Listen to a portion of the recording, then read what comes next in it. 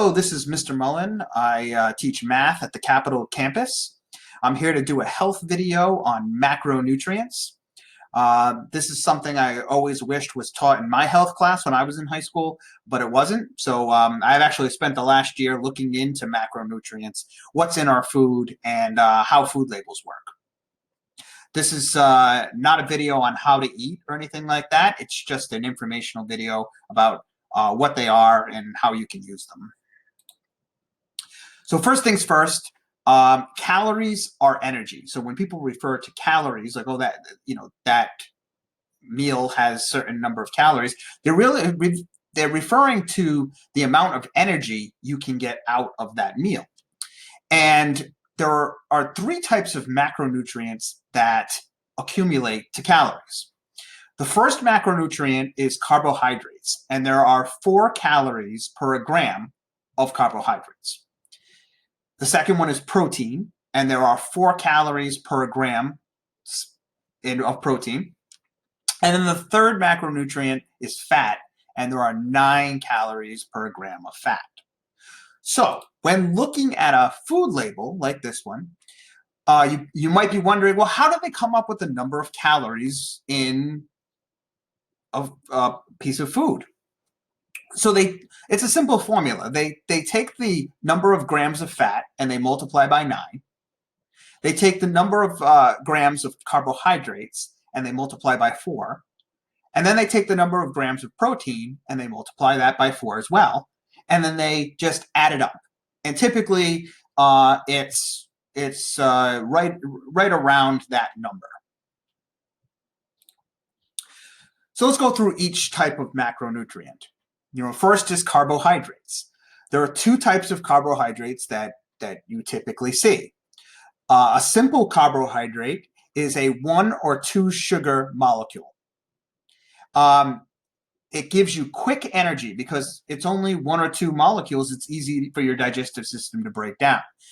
Think anything with sugar, candy, honey, syrup, fruit, right? Gives you a quick burst of energy.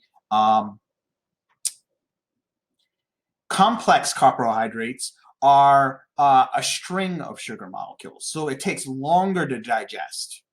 Things like beans, grains, potatoes. Proteins. So proteins are made of the essential amino acids. A lot of people associate growth, recovery, and immune system functions with proteins. That's probably why you see people at the gym with protein drinks trying to recover so that they can build more muscle. We find a lot of protein in meat, poultry, fish, cheese. Typically, you see proteins in meat and plant-based proteins, meat-based proteins. The third macronutrient is fat. There are 3 types of fats generally, and you might hear in conversation, oh, it's a good fat or a bad fat, and this is what people are referring to. Unsaturated fat are considered the healthy fats or the good fats. Olive oil, avocados, nuts, seeds, healthy fats.